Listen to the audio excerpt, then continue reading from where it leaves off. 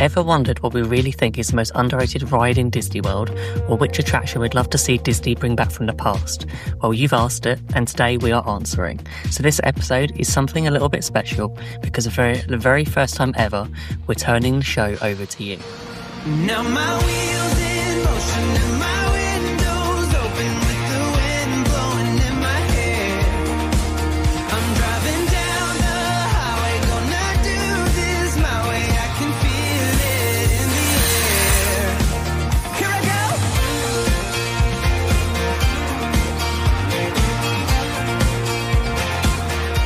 Hello everyone and welcome back to the Great British Mickey Waffle. I'm Ben and today we're doing something completely new, our first ever listener Q&A. So we've asked you, our incredible community, to send in your Disney questions and you've sent some absolute gems. So this episode is all about you, your thoughts, questions and tips on how to plan your next trip to the magic. I'm not here on my own, so joining me today we have John and we have Becca. I hope you're both well today. I wasn't until I saw the questions, Ben. I thought, oh my! This is really brilliant because I know that we talk about on our live Wednesday shows on YouTube about how people become part of the show, and that adds a certain energy into it.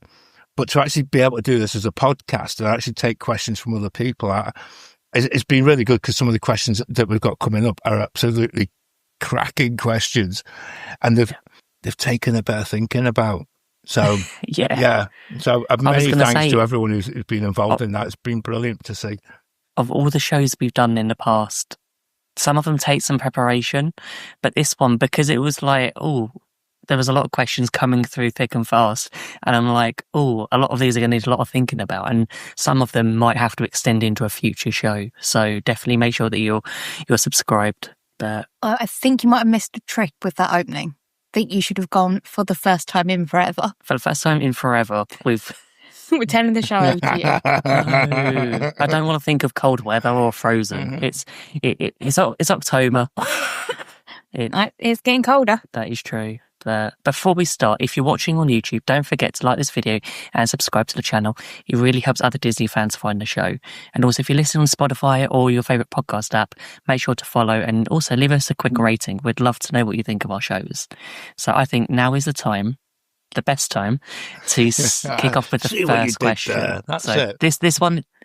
This one is from Nick Carter over on Instagram. So what's the most underrated ride or attraction in Disney World, in your opinion?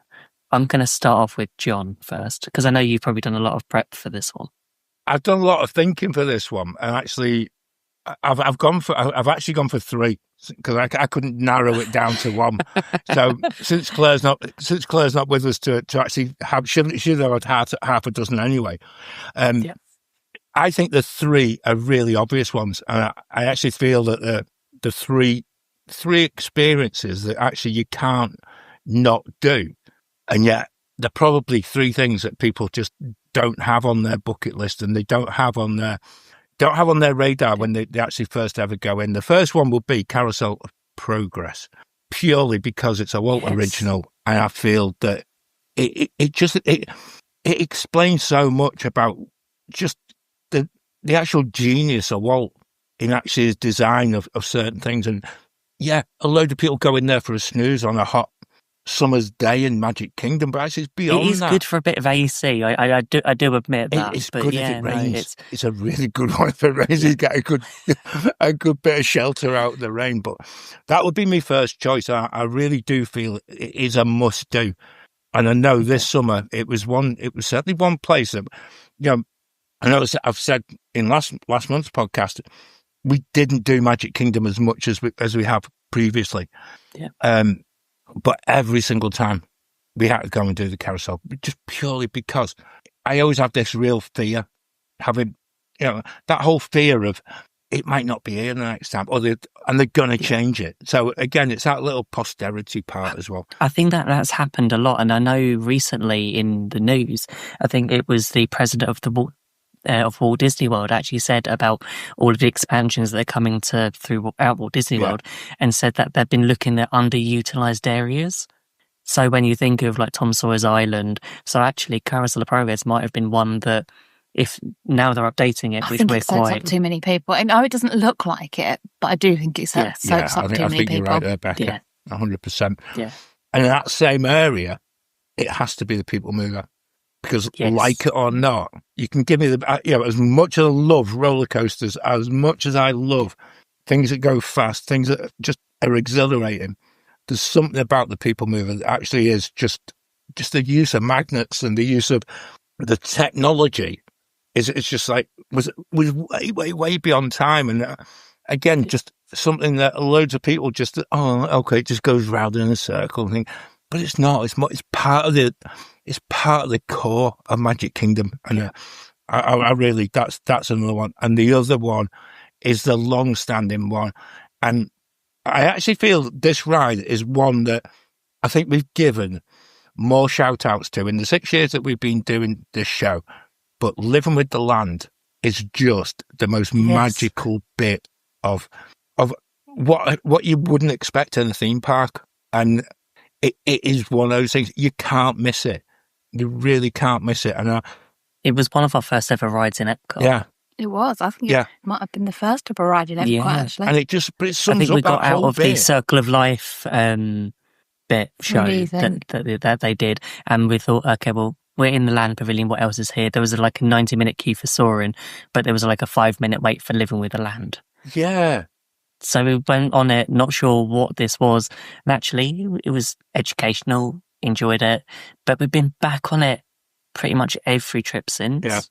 And there's just something about it. There is. And I know our junior waffle section, when they were doing the college program, they actually had a group of cast members that every single time that they went on Living with the Land, you had to take a photograph of the bananas, and it was like banana watch all the way through. So that carried on. So this summer we were there without Josh. So we were sending him pictures of the bananas each time we were on. We came home and I started watching Disney Earth Herders and they were doing a live stream, and they were on the same ride, but we'd actually been and we'd actually ridden it with Charlie and Stacey. They sent me a picture of the bananas, and it was just like, and he was on his live stream, and he just turns around to the camera and he says, "John, I've sent you a picture of the bananas." I'm just like, that is just so cool. It's become a little bit of it's not a joke, it's actually a real thing, and it's just a love of such a simple ride. And the one thing that really delights me is as you get to, I think it's the end of November, December time, they're going to put like Christmas lights within the ride, and you can actually do the seeds behind the seeds tour, but you're seeing it lit for Christmas, which looks the most immense experience. And actually, I would book myself a trip just purely for that at this present moment, because actually it just looks so different, but it just adds a little bit more magic to it. We've had the chance to go through it while it's been Christmas. Oh, cool. And it is incredible. It looks brilliant. Although I'm thinking next time we go around Christmas, we might need to do the behind the scenes tour. Yes, that's still a tour that is still on the list. Still on our list. So good. So. And it's worth saying, so you can actually book basically on the day for behind the scenes. Okay. And you just basically, the staircase and escalator, which is on the left-hand side of the Land Pavilion, there's a little desk that's kind of just at the exit of Living with the Land, but they generally always have space. It's not very expensive. We took the kids when they were younger, so it's accessible for younger kids. It is a lovely experience because you are actually on the ride. You're actually in the ride. So as people that I don't think there's many other rides at Disney World that you can say I'm actually on the ride while it's happening. It is so beautiful because you're part of the show, and there's something so Disney about it that actually you're doing the tour, and there's people in the boat coming past, and they're waving at you, and you're thinking, "Oh, wave back" and stuff. And I don't know. It takes it to another level. Yeah. It's a tour that's well worth doing. And I think the last time it's about $35 per adult, if I remember right. But it's not expensive. That sounds about right. It's not expensive. It's one of the better value. Very much so. So, Becca, what's your choice? I'm going to let you have 3 because John did. I get 3. It's up to you. You can have as many as you like. But I technically got 3, but one of them's kind of combined. So I'm going to start, and they're all both at the same park as well. It's a bit of a theme, actually. So I'm going to start with the safari. Oh, cool. I think the Safari Animal Kingdom is very underrated. I think people they'll go on it, but they won't really listen, or they'll be too involved in taking photos and things like that they won't really experience I it. feel like you're blaming me now. No, because I used to do that. I used to just go on that ride and take photos and not really listen and not really take it all in. I do now. Yeah. And on that same vein, I think a lot of people miss out the treks, Marjahara and Gorilla Falls. Yes. And I think they are amazing. You get to go and see the animals. The cast members are so knowledgeable about the animals that they're looking after and taking care of on a daily basis. And it's different every time. I think they're 2 brilliant choices, Becca. And actually, I would say, I would probably even say that I was very similar to Ben as well, in taking too many photos, etc. Yeah. But this last summer, and I don't know why, but the experience, and I don't know whether cast members who are driving the truck have been told to go at a slower pace, or to point out different things a little bit more, or maybe it's just a me thing. But what we have found, that when we rode it this summer, it's been the best and the most memorable experiences that I think we've ever had. And I think Claire mentioned it in our last podcast, whether when she was there, I think there's a few that are training, they're earning their ears. So I wonder whether some of them are quite fresh on going through the training programs and understanding what they have to try and fit in, and maybe starting off at a slightly slower pace. Maybe. But I think we've all had that opportunity once where we've got caught with a zebra walking in front of the the truck, where you just have to wait there until they decide to move on. It makes it memorable. Yeah, it does. And I think it's an easy one for people to miss unless you know sometimes you go there, you see it's a 40-50 minute queue sometimes. Depends on the time, you think, is it worth it? So it's a 20-minute ride. Yeah. So even if you've got a dining reservation that you're about to go to, I would suggest coming back later. Yep. But you're waiting in a 50-minute queue for a 20-minute attraction. You're not waiting in a 50-minute queue for something that's going to be over in 2 seconds. Yeah. I wonder if that puts people off, though, as well, though, Becca. Because actually, when you put the wait time and the ride time together, it basically is an hour out of your day. And so are some people missing it purely because they're impatient and they want to get further in and deeper into the park? Or are they just missing the fact that actually it encapsulates everything that Animal Kingdom's all about? And if you do that, and then you do the walk as you come off and you turn right rather than left to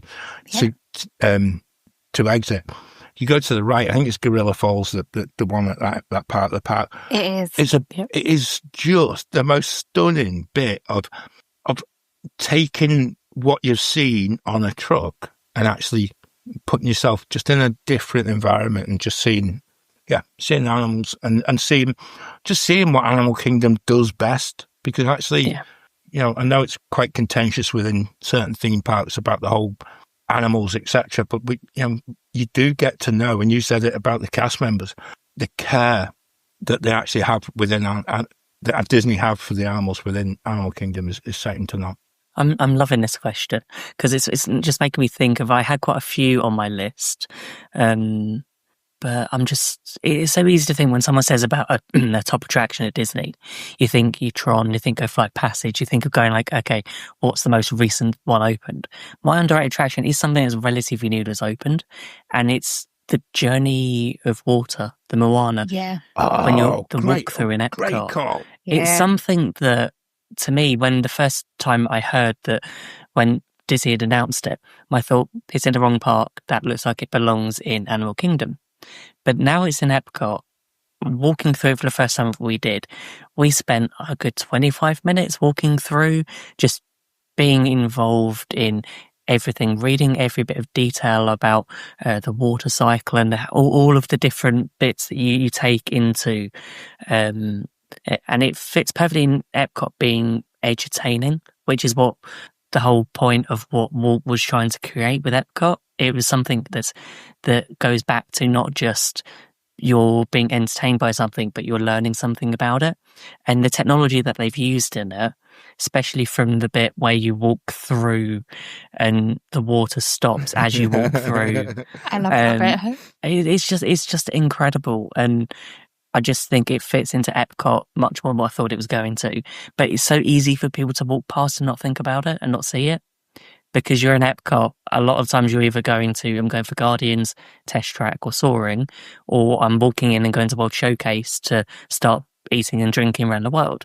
It's actually not easy to find. And I think that's the other thing you've got to bear in mind. And even having experienced it for a second summer, you can actually see how people come out of Epcot and you say, "Oh, did you see the Moana thing?" No, where was that? And it is hidden, and you have to go and find it. It is beautiful, and from an education background, the way it's been designed on so many different levels for young kids, and certainly children that if you take them in a stroller, they will see things that are totally different than an adult does. And if you're in between size, you see something completely different as well. It is true Disney Imagineering, and I can only hope that the people involved in it become involved in more designs, because actually that has been so well done. It really has. Yeah. And it covers so many ages as well. And I think it's something that I think Disney have done really well. And let's look forward to what they can replicate that in other projects that they're working on at the minute. If we were talking about taking photos on the safari and things, this is actually one place that, if it depends on what time of the day you're in there, because if you're there during the height of the sun, it's lit. It's lit absolutely perfectly. It's really nice, and you do get the effects of the steam and things like that. But you go in at night, and as you get to where the Moana figure is towards the end, but you actually get a spaceship Earth in the background, and the colours and the actual experience becomes quite magical, actually. And I say that it reminds me a lot of what Pandora used to be like.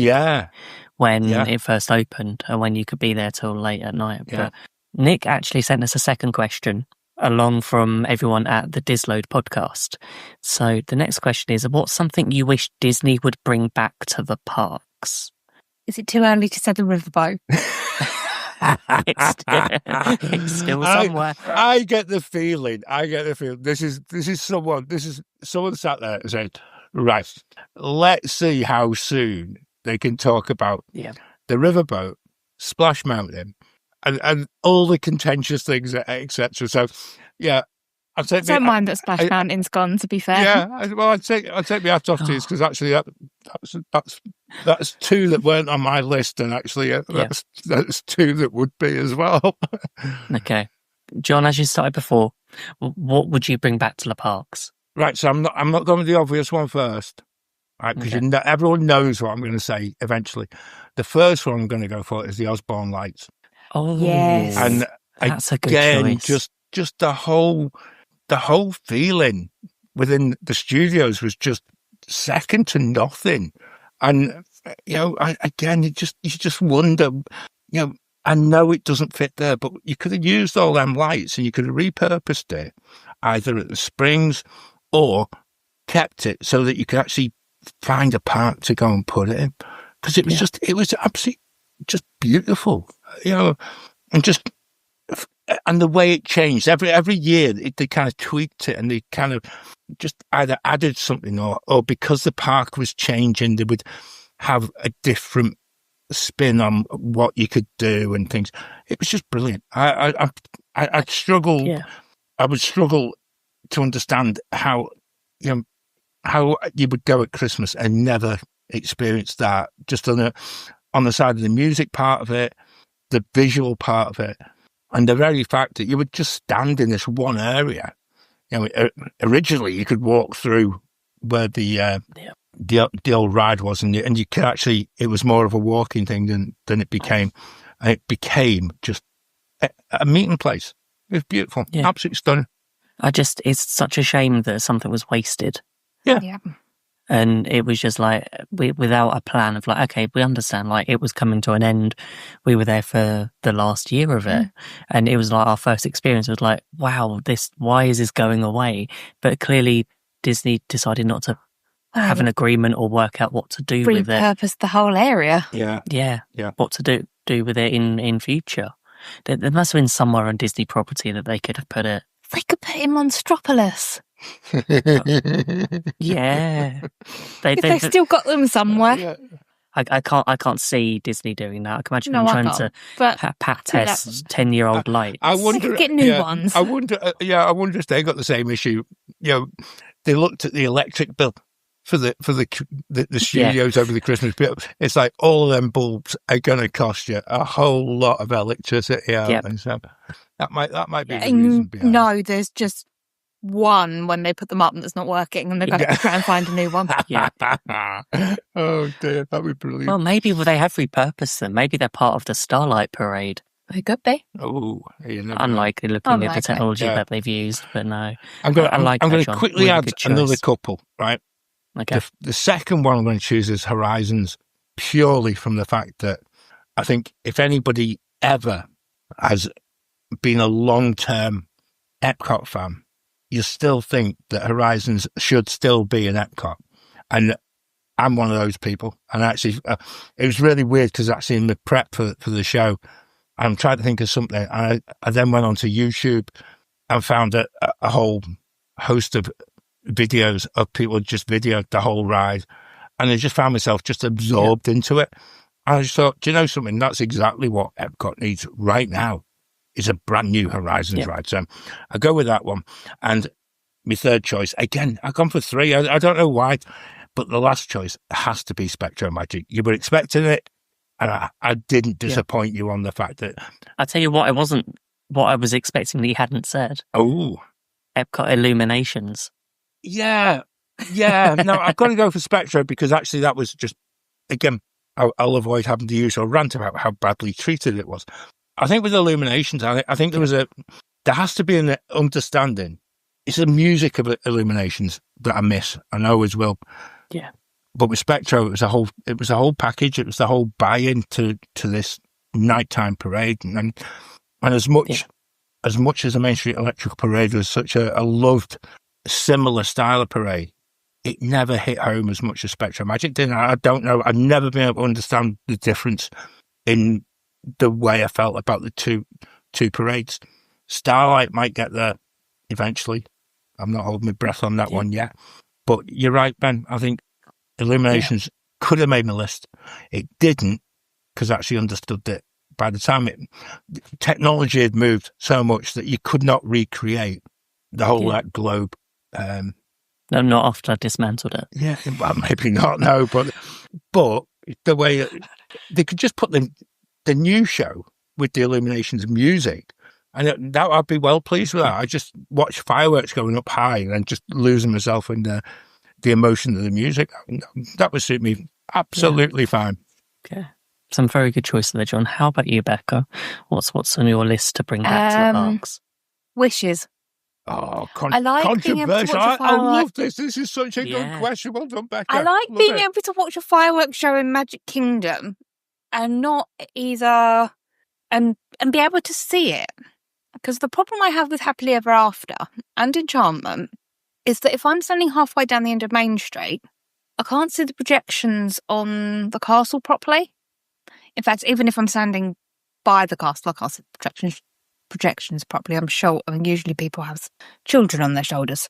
So to be able to actually watch a whole show and get the whole meaning of what's going on in the show from music and fireworks and not need to be handheld through the story with pictures and video, I think is really nice. I know you like Happily Ever After, so I'm very sorry. I think Wishes had its time, had its place.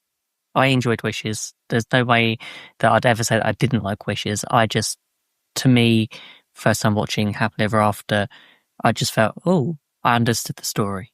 And I remember first time you watched Happily Ever After, you went, what was that? I mean, granted, the first time we watched Happily Ever After, we saw it from the top of World Lounge. Yes, that's true. And this is what I mean. You have to be able to see the projections to get the story of what's going on with Happily Ever After. Yeah. I could watch Wishes from top of the World Lounge and not have an issue. Yeah, that's true.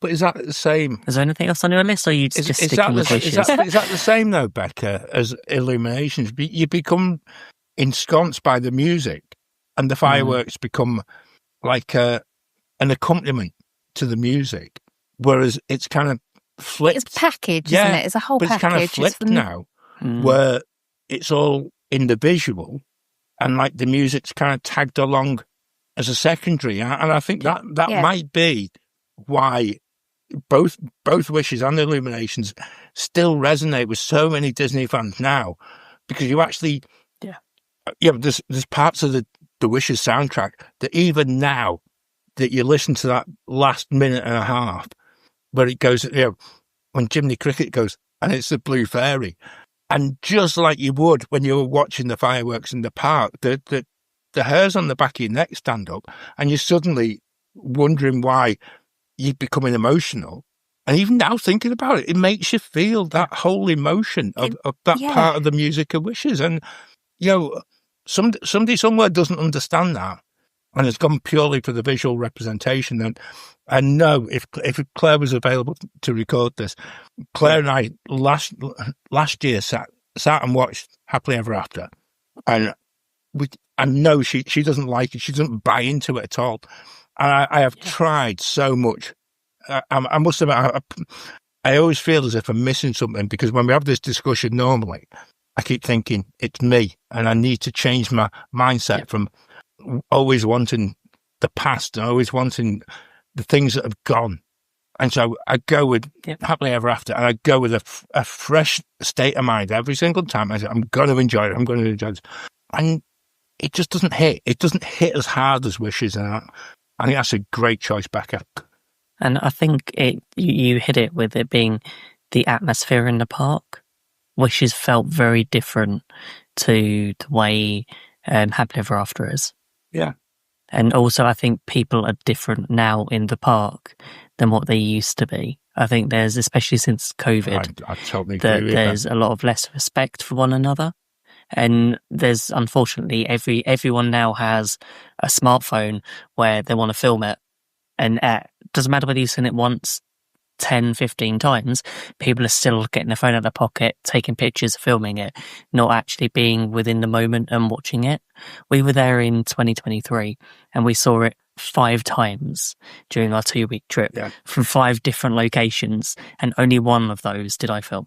And that was the only time I didn't enjoy it. The rest of it, I didn't film, and I enjoyed it. So it's a very different...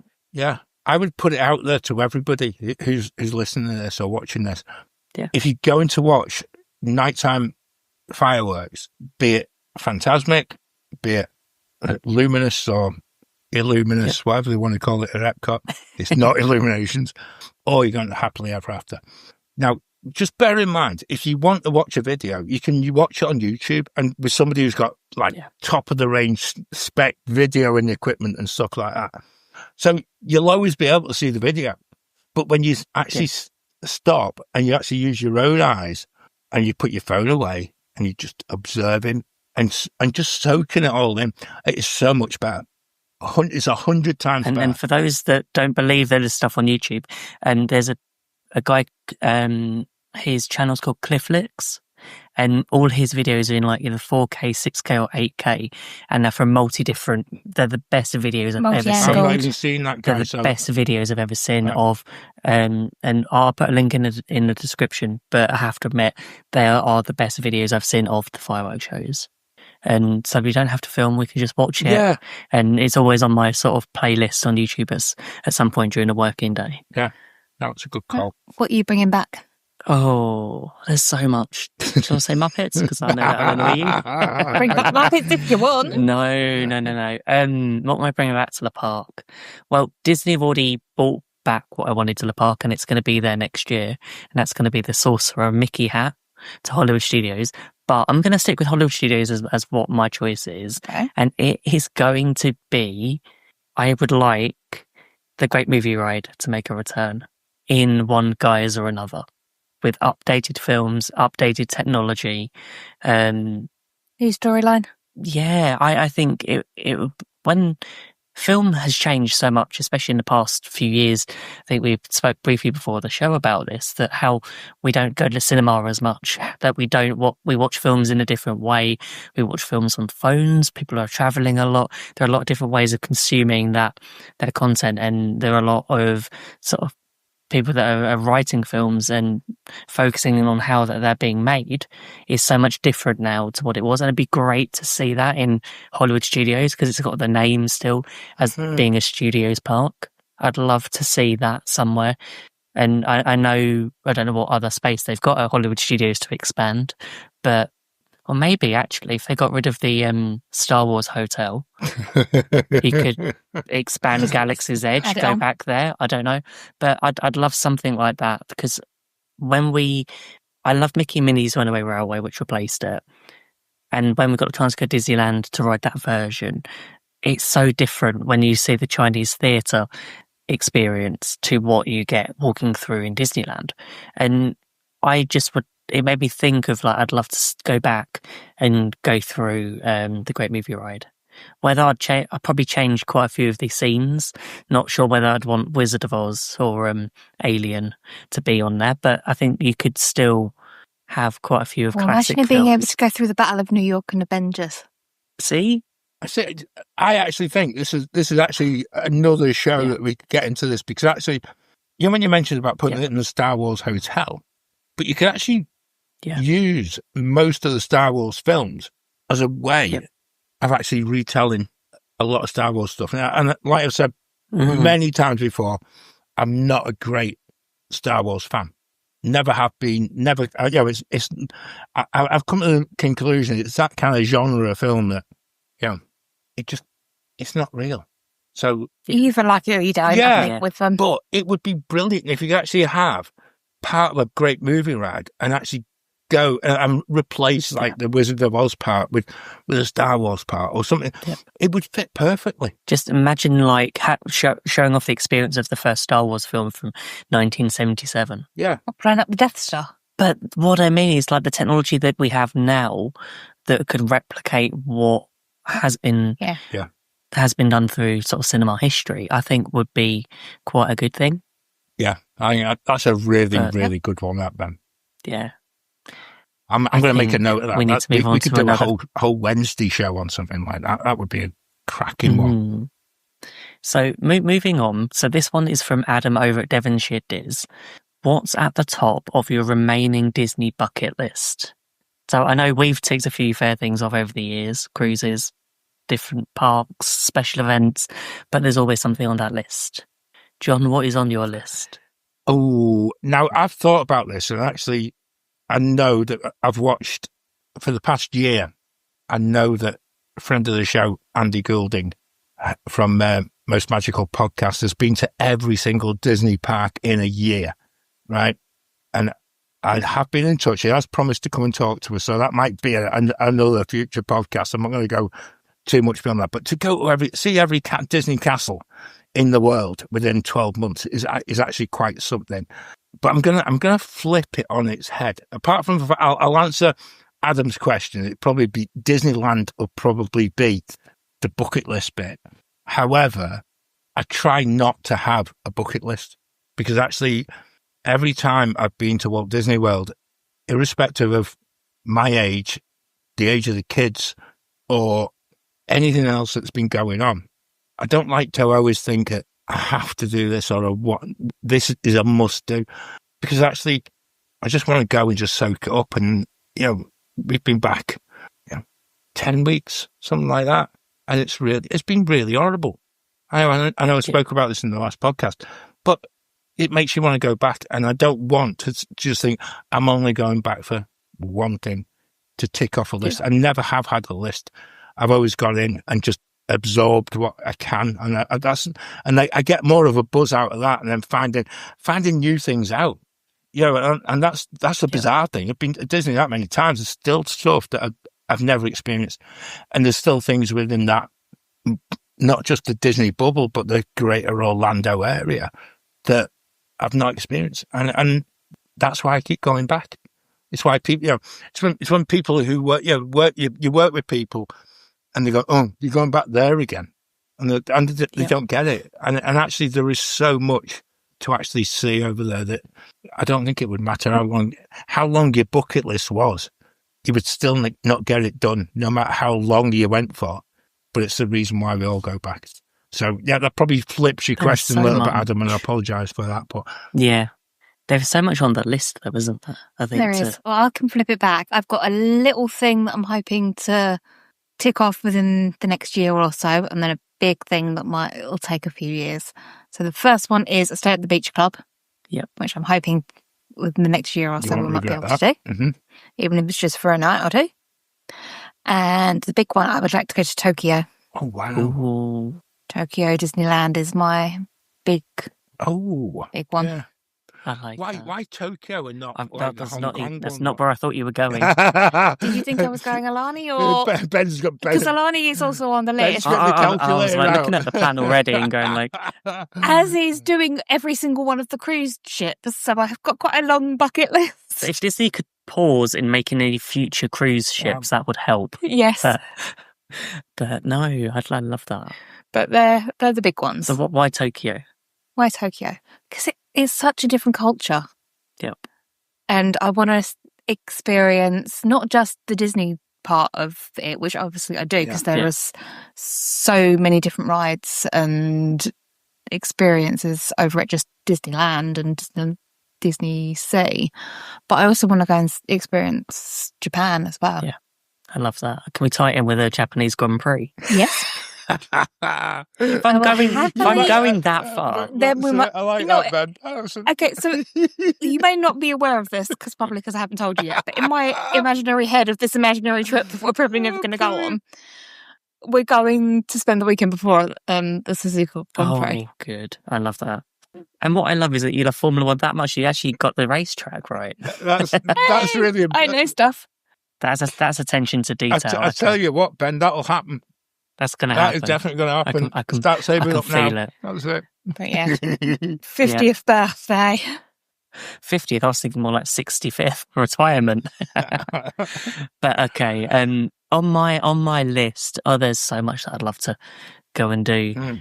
I've always thought of one day thinking about doing an Adventures by Disney, and that ties in with your Tokyo idea because looking at going to Tokyo scares me a little bit. Just from a culture side of it. And I've seen so many of our friends go and actually just say how easy and simple it is. But I'd love to just be able to go on a tour group like Adventures by Disney where they've organised it, where I can they can show me all of these places of Tokyo you get to see that you might not get to see if I was just booking a Tokyo trip. Wow. So that's possibly something I'd like to do. But I'm trying to think, is there anything else that's on my list that I'm desperate to do? Probably going back to Disneyland and doing, it used to be called the Walking in Walt's Footsteps tour, but I think it's changed its name now. But where you get the opportunity to go into Walt's apartment, that is something that is on my list to do. Yeah, I love that.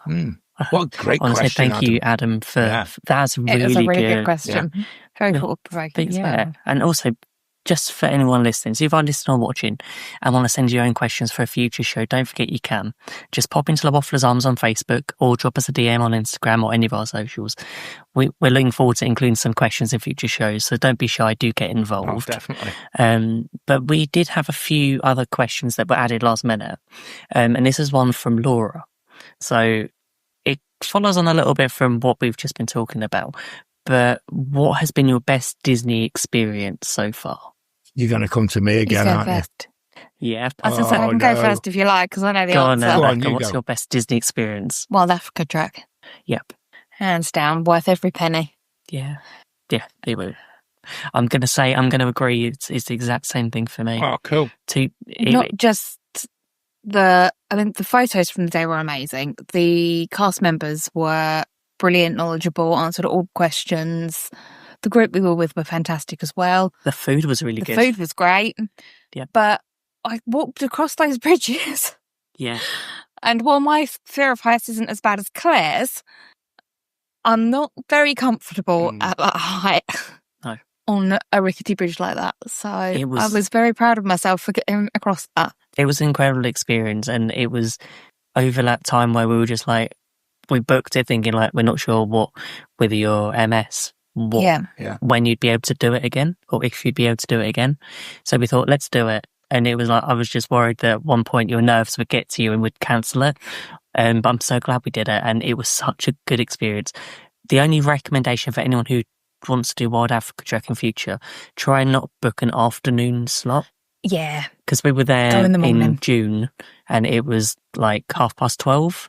It was very hot. But I have to admit, we would have looked after wonderful, That's just great. wonderful experience Great with team advice, members. that. But yeah, and it cost us, I think, including discount, it was just under $200 each for the sort of 3 hours. That'd be a good one, right? Yeah. Yeah. I've never done that. And yeah. I think the cost of it puts me off. And actually, we could have done it this summer since we didn't have the kids. That's an opportunity missed there, I must admit. Yep. Right, I'm going to go deep on this. So I do apologise Okay. for anyone who's listening that this kind of hits home at, but I'm going to go there. And I think, Laura, I think this again. I'm flipping out your question. It should be a really uplifting one. I could have talked about doing Tower of Terror 11 times in a row in 2011 when we did Summer Night Tastic, which was quite something. But you get a headache eventually. I can imagine. I think I'd probably get off like does three. Yeah, it became quite the thing, and eventually we got them to just let us through. Let's not watch the pre-show video because actually we don't need to see that.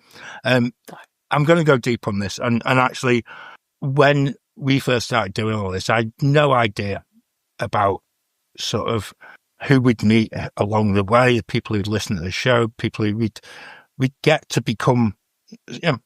We've been friendly with quite a lot of people, and actually that's been such an upside of it. But somebody with me, and there was a connection made when Finding Nemo went dark during the COVID. I know Katie had been on the show prior to that, and in fact, she probably hadn't. I think we just sort of struck up this thing where the show went dark. And as a family, we sent messages to cast members because we were heartbroken when it happened.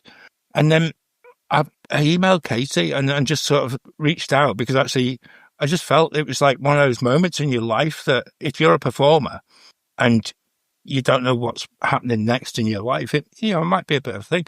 And stupidly, she replied. And what came from there has been a friendship. She's been on the show a couple of times. She is coming back, I do assure you, when she gets a bit of time in her life. But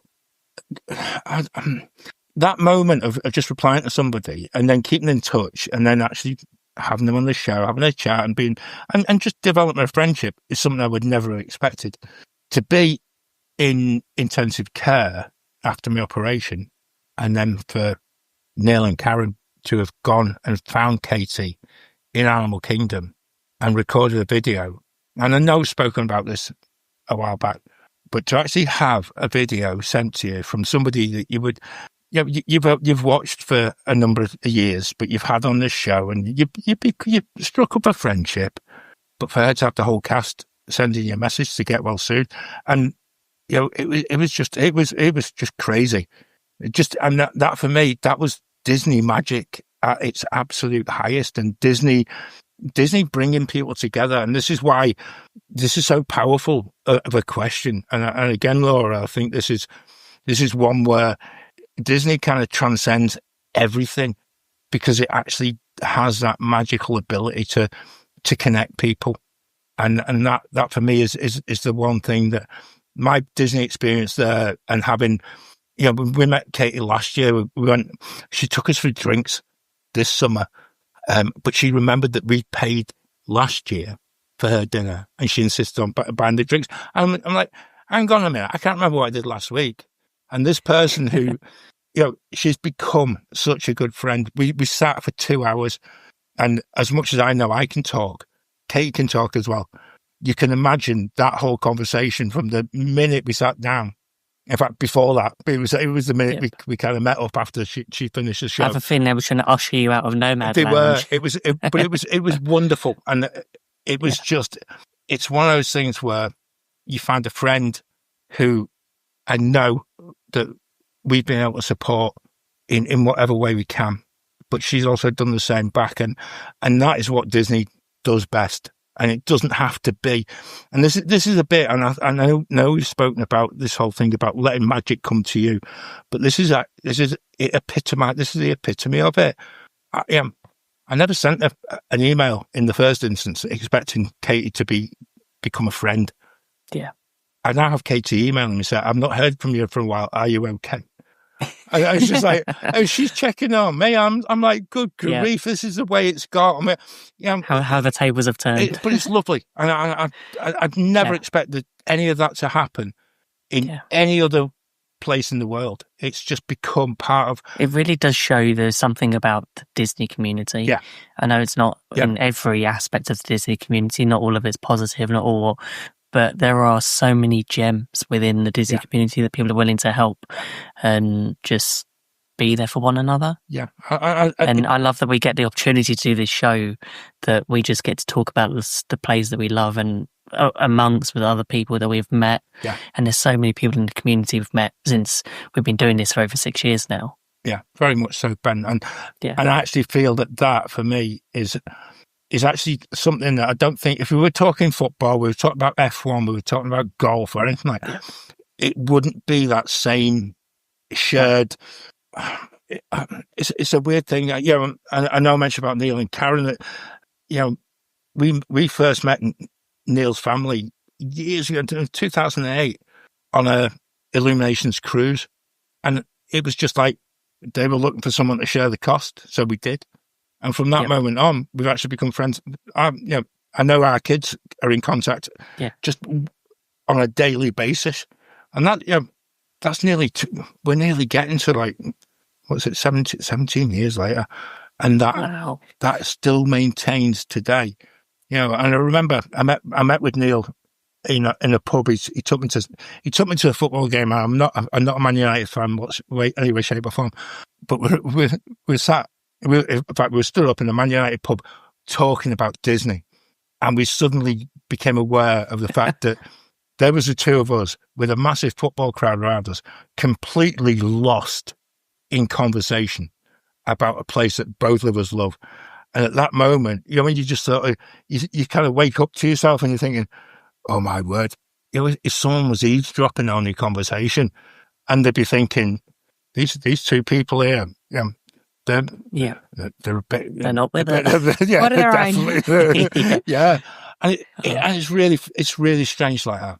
And that's how much, I know. And I think it sort of plays back to what you said earlier, John, actually, about when you're at work and like people are kind of like, oh, where are you going next year on holiday? And you go Disney and they go, again? Yeah. And it's something that just not everyone gets until you've had a chance to go there and experience it. And it's great when you do find people that do share the same love of Disney as we do. Yeah. Yeah, sorry, Laura. I didn't mean to go as deep with your question as I did there, but actually, it was really strange because that was one of the last questions that came in, and you don't have time to overthink the answer. That was my not overthinking the answer reply. So you had to go. I dread to think if I'd overthought the answer to that one, we could have been in trouble. Okay. Well, we're gonna move on to the next one. So our next question comes from Hannah. So, and it's a really good one for anyone who's planning their Walt Disney World trip. So this is interesting, and John, you're probably best placed to answer this one. But favorite villa resort area, and also hotels outside the Disney bubble, and why? Oh, right. Ooh. So I'm gonna say it's difficult with villas for us. Yeah. Because we've only just visited one. But I'm gonna suggest a few hotels actually. You go with that, because okay. we tend not to. If we're out the bubble, we tend to go villa, and we Yeah. don't do hotel. So If you're leaving the Disney bubble, look at the price of a Universal bubble. I knew you were Because going to actually- say. They are fairly good prices. Some of I the knew prices you we were have gonna seen go for with the that. Universal hotels And actually, when you think of the price, when you factor in car hire and car parking, everything can actually work out very good value. But we've also stayed in a few other hotels. We've done like the Clarion Inn in Lake Buena Vista. We do not recommend that one, by the way. Very cheap. Yeah. And Very cheap, but there's a reason why it's Yeah. cheap. But did also, worry that we were going to get broken into every time we were there. I hear very good things of the Disney Springs area hotels, but the thing you need to factor into your cost, and we did this for one of our trips when we were looking at going over Christmas. In the end, we booked with Disney because it was the same cost staying on site at Disney in an All-Star as it was for going to an off-site hotel with a resort fee added on. So actually, it made sense for us to. And extra parking pricing and things like that as well. It comes into it. But the times we've stayed at Universal, when we've stayed at the Value Hotel and in our upcoming trip, the price of them has beaten Disney completely. And with only a 20-minute drive up the I-4, it depends on what. Obviously, if you're not doing Universal at all in your trip, and it's just Disney, it's probably not worth staying at Universal. Or at that top end because of you're going to lose drive. Yeah. But we also, our first ever trip was to Doubletree at SeaWorld, and it's right in the middle of iDrive. Yeah. And it's, when you look on their map, it's closer to Universal is Disney, but yes, you have to deal with the I-4, but most places you tend to, unless you're looking at a villa. It's quite a nice hotel as well. It was really good and very good value, and it was always classed as one of Virgin Holidays' favourite hotels. So there was always a perk where the resort fee was always included. Yeah, I was going to say this, Ben. I think it's worth. Again, this is maybe a topic that we're going to be able to widen out considerably, and I think as part of the podcast, we'll keep coming back to this as in respect of off property resorts and off-property hotels. If you book from the UK, there tends to be a much more transparent knowledge that you have no resort fee, or you have a X amount of dollars per night resort fee. If you go and you try and book through an American booking site, I'm trying not to use exact sites because I don't think that's particularly fair at this particular point. If we do it in a future podcast, I might reveal my source. They tend not to be as transparent as to what you pay, and certainly if you go and book somewhere and direct, what you get as part of that as well, Yeah. because sometimes you'll have a resort fee which might just cover housekeeping, but then you've got to think about parking and stuff, car park, and then when you think it's like, I've got to spend $25 a day to park the car, and obviously if you're off site, you're then going to Disney and then spending $35 to park your car while you're at the theme park. This is where the big spreadsheet comes out, and you have to sit down and do the maths and work out what is good value for you. Yes, I think I actually think this is something we will come back to, and as much as I would love to give you every hotel policy under the sun, Hannah, I don't think we could get it just within this. And actually, it tends to be you get what you pay for, which I know sounds a pretty basic answer, but if we've stayed in a couple of hotels whose name escapes us because we drive past them now, and we still have memories of one had a green swimming pool. It's the one near Lake Buena Vista. Is it the Embassy Suites or something? Yes. We didn't pay because actually we actually had it on. We traded in some air miles that we had with American Airlines, and we thought we were being really clever. You know, when you think, hey, we're getting a couple of nights accommodation here. It's just like, when you just think this is just a nightmare. And the kids were really young, and like every time you come back into the room, your first look was to see that the bags were still there.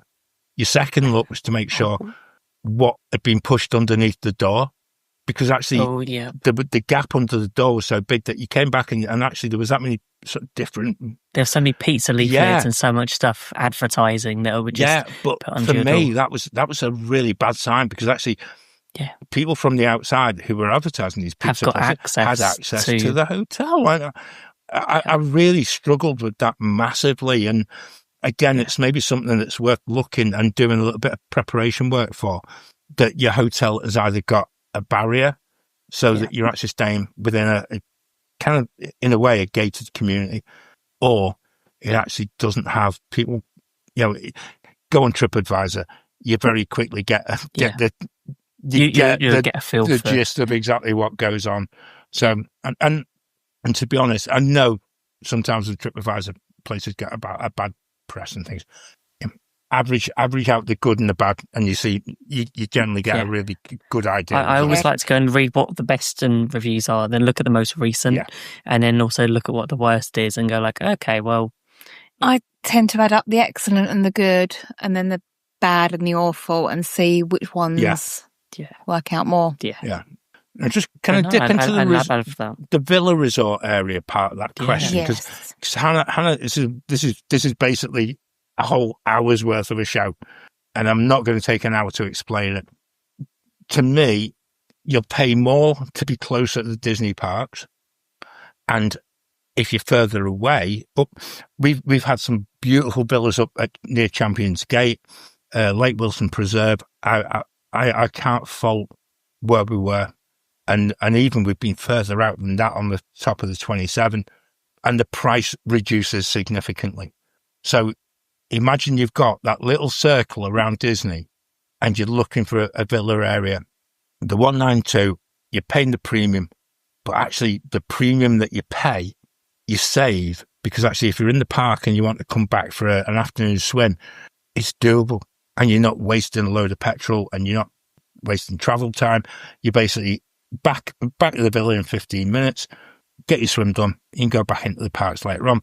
You've already paid for parking, so again, that's not an additional cost.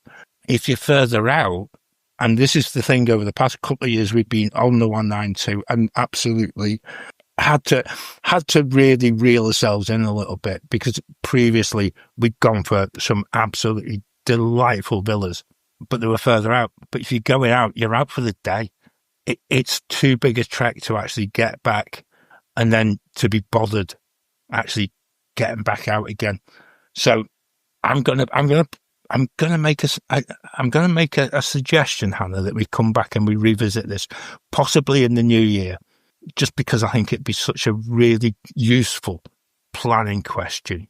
And I know it wasn't too long ago we spoke about choosing the right villa, but I don't think I think we touched upon the right place.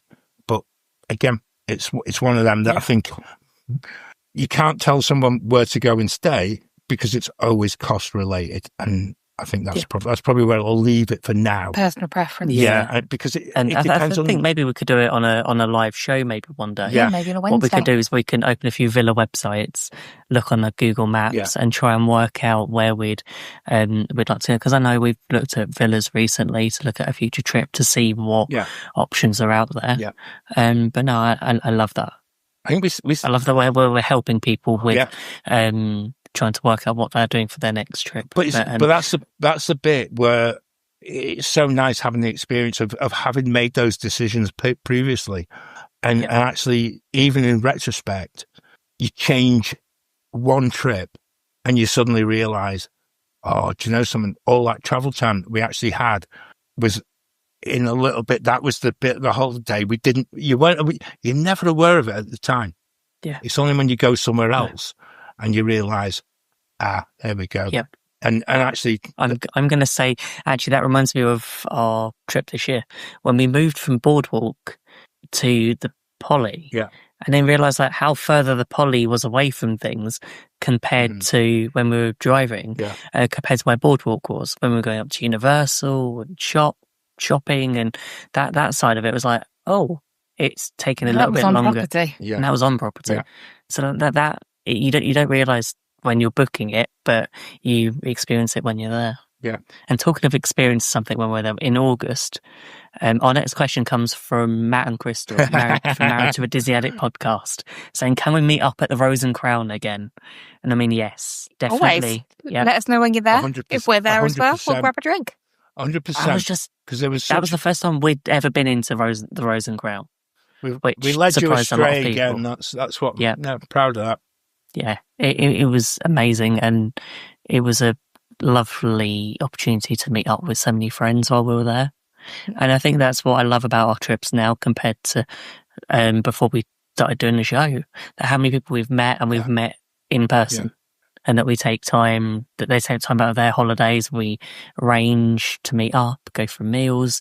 And maybe it doesn't have to be the Rose and Crown. There are plenty of other places at Epcot that we could go and grab a drink.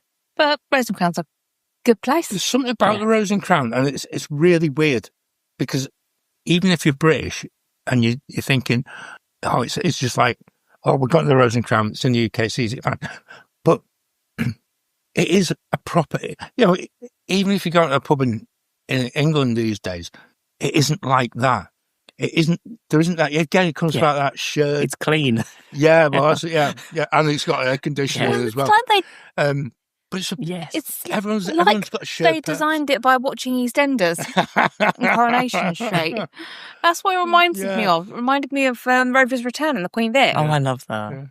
It's great. I've got a vision of an Imagineer somewhere going like, that was not the inspiration. Probably not, but the thing is, over the years, we've met so many amazing people just by having a chat. And that's the bit that, even this year, the lad behind the bar, I started talking to about the podcast because actually he'd noted the fact that each time I came in, he knew what I was ordering.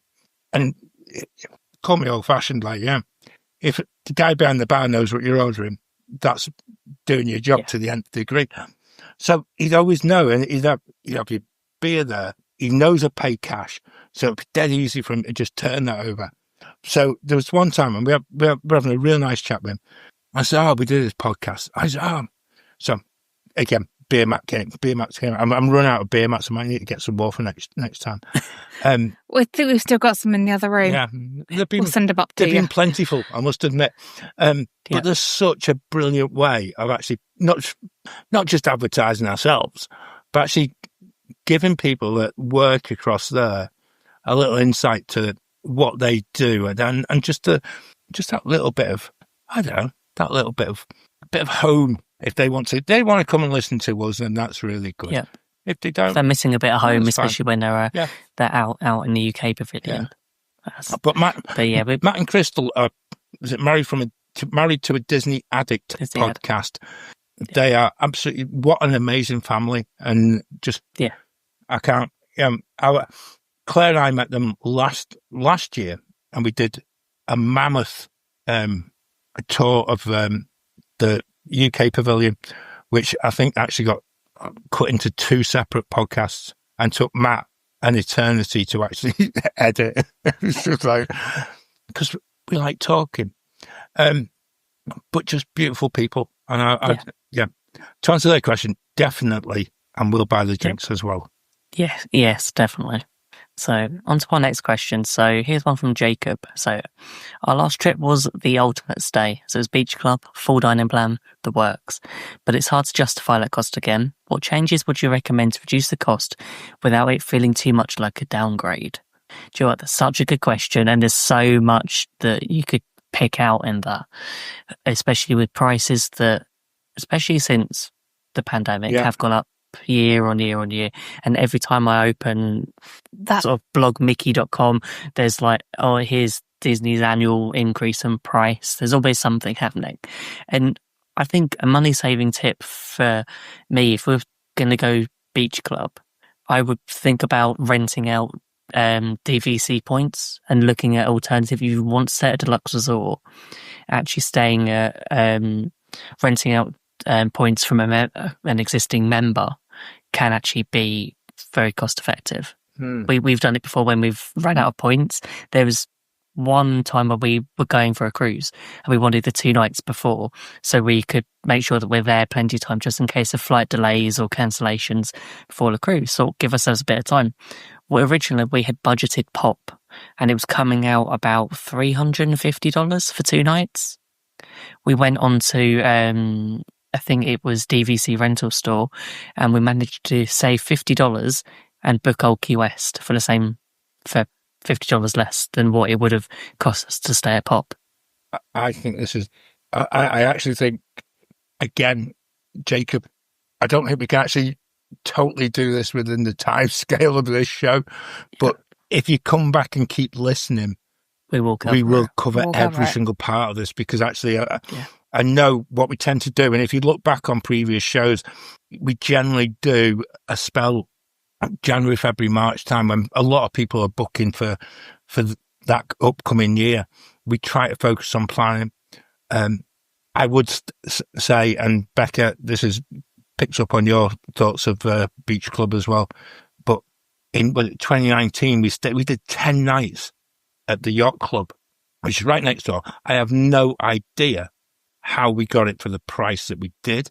It was one of them things that they must have had like a convention that was cancelled or something, and suddenly all these rooms became available, and we got this absolutely incredible deal. Never thought I'd do 10 nights and pay 10 nights on site, but at that point, it was when you still had the dining plan, when it was free, and it wasn't the current pay. You're basically paying for it anyway. It doesn't matter whether you say it's free or not. But it was just incredible. Things have changed, and even now, looking for one night in a Disney hotel certainly for this summer, it just didn't. I couldn't justify the cost as opposed to the nightly cost of a really good villa where you could stay, which isn't that far away. Yeah, and then that actually changed my whole perception once again of, as much as you like being, and I know Claire's found the same, it's lovely being on site, it's lovely being in a Disney hotel or a Universal hotel, but you pay a premium for it. Even looking for a villa last year, we set out basically with a sort of budget in mind of about £120 per night. You look at a Disney hotel and certainly looking at the top end of the Beach Club, and we were looking at £450 a night. I'm just like, I can't. It doesn't matter how comfortable the bed is. It doesn't matter how close to the park it is. But also, you might not be there when you think if you're going to do a full park day, are you going to be in there all the time? And I think that's a thing to think about. And thinking of food actually is quite a big thing. And I know there's a lot of focus on the free dining plan. Yeah. And John, you alluded to a minute ago that the free dining plan, I would call it an included dining plan, because the prices of every hotel, whether it be Disney or not, is flexible. So the rates will go up and down constantly all throughout the year. So yes, when there's offers, you need to work out, is the actual cost of the dining plan included in that? Does the maths add up? Whether you'd be better off waiting instead of a free dining plan offer, a free nights offer. Yep. I would also suggest looking at Grand Destino Tower. It's moderate with a deluxe feel. Yeah, that's for you. That's a good call. Insisting on staying inside at Disney. Yeah, that's a very good point, actually. And I think there's so many different ways, and I think we could do. I think there's going to be. I think this is a whole show. A whole series on this one. It is, yeah. I can I pick up on the word that Jacob used, and it's actually without it feeling too much like a downgrade. And actually, I think that's a really good way of looking at it. Yeah. If you, and again, it goes back to the kind of the question that was it Hannah asked as well about planning. I'm trying to see where it was. Yeah, the earlier question, and looking at villas and where you would stay. I actually feel that if you go for a villa, and I know Claire and I have been on at you guys for quite a while about what a villa offers you, but it isn't a downgrade, because actually you have so much private space, you have so much. Yeah. When you look at the square foot of your room, of what you get for your money, if you're going to do that, it's just working out for you what those perks are. Yeah. And actually, is it worth the cost of, if you're saying a beach club or boardwalk or yacht club, that walk into Epcot or that short stroll to Hollywood Studios? You see, you're selling that to me now. You're going to cost me more money in the future, Ben. You're selling it. Alison's going to stop you doing the show soon. You're going to spend more money. But it's a difficult thing, isn't it? You've got to weigh up what your experience of what you want. Because we've experienced value, moderate and deluxe. And I have to admit, I love all of them because it gives me that perk of being on site in the bubble. But then actually, we've been Offsite or we've been part of Universal, and I haven't missed the Disney bubble by being at Universal. Yeah. So it's a very interesting the way of doing it, but I'm looking forward to one day staying in the villa. But because we've got DVC, it makes sense for us to use our points You're first. committed to that as well, and I think that is Yeah. another thing. And I know we've done DVC shows in the past, but again, it's one thing. I know I've got a friend who rented points with DVC this summer. Absolutely perfect for what they were looking for a couple of nights. That seems to be the way that you can actually cut the cost, but still have that Disney magic. That's certainly one option. I think as well, Jacob. I think have a look at the villa part of it, because actually, it isn't a downgrade, and actually you will find that if you choose a place that you really want at a price that you can afford, you might be a millionaire, and you might be listening to this and thinking, well, I can do 3 weeks in the beach club, but I could take the step down. I never know. I won't make that assumption. You can actually go and rent some absolutely incredible villas at prices that I won't pay. At prices that probably are on par with per night stay at the Grand Floridian, I would hasten to add. And I think that's the thing with it. You've got your choice at Disney and Universal and Offsite hotels. You're always going to find a budget value option. You're always going to see sort of moderate, and you can see deluxe. But the same goes for villas, because as we've been looking through, we've gone like, there's so many more options. And it was like, oh, that's nice. Oh, that's got a pine kitchen. Like, not sure about that one, not maybe. That one, but it's those sort of things. It becomes one of those things that you've got to have a list of what you want from your villa. And we've got so many different things, and I think we found the one. I was going to say we found the one that we liked quite easily. Actually, maybe we are that fussy that there was only one in existence. Well, I have to admit, every time I've looked at something else, I've gone like, no, it's missing something from that the other one has. Yeah. So it's one of those things. And thank you, Jacob, for that question, because I think we'll come back. We'll come back and thank Jacob again in the future, because actually I think this is such a massive question, and and if you are a planner, this is something that it's something that we can kind of feed into shows that actually make it a little bit easier when you try to plan your next trip or your first trip, because actually that's the most scary one, is when you're going for the first time and you really are booking a lot of stuff blind, and quite often if you don't listen or you don't read. And I would always recommend going to a place called the Dib online, because actually there's loads of planning advice there. You end up spending so much more money on that first trip. Yeah, that you don't not need, doing that as you much. Don't need to. Yeah, and I go back about a number of years. A guy came and fitted a kitchen in our house, and he said, "Oh, you're a Disney fan?" I said, "Yeah, just a bit." And he said, "Oh, I was there with the family last year."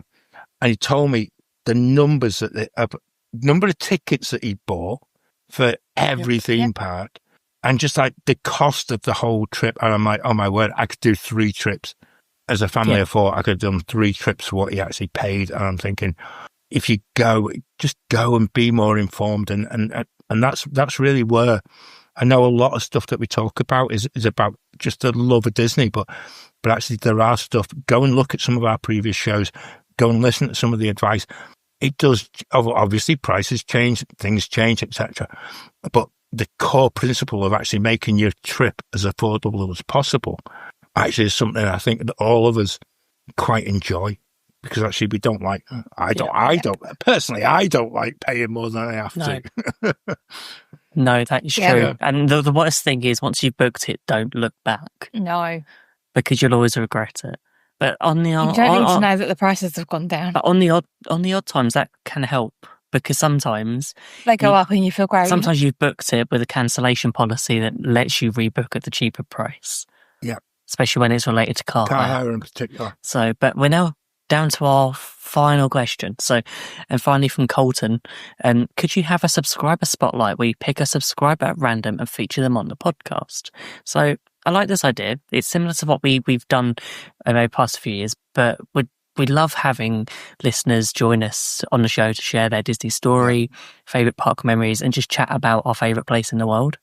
So it's sort of a natural extension of the community we've built over the years. So if it sounds like something that you'd enjoy, drop us a message in the Waffler's Arms on Facebook or send us a DM. We'd love to hear from you, and you can feature in a future show. That'd be great. I'd love that. Would. Yeah. I love talking to everyone in the community because we all do Disney trips differently. There's always something that we all have a different feel for what we do. And that wraps up our first ever listener Q&A. A huge thank you to everybody who has sent in a question tonight, and hopefully we've managed to give you the answers to some of them, and I know some of them we'll cover in a future show. Yeah. So we're definitely going to be doing this again. It's been such a fun way to hear directly from you. And don't forget, you can catch us live every Wednesday at 8:30 UK time on YouTube, and we've got a new podcast episode out on the 1st and 15th of every month. So if you have enjoyed today's show, make sure to subscribe on YouTube, hit the bell so you never miss a live show, and don't forget to share out the show with a fellow Disney fan. It really helps us grow our community. So until next time, we'll see you soon. We'll see you See you real real soon. Now my wheels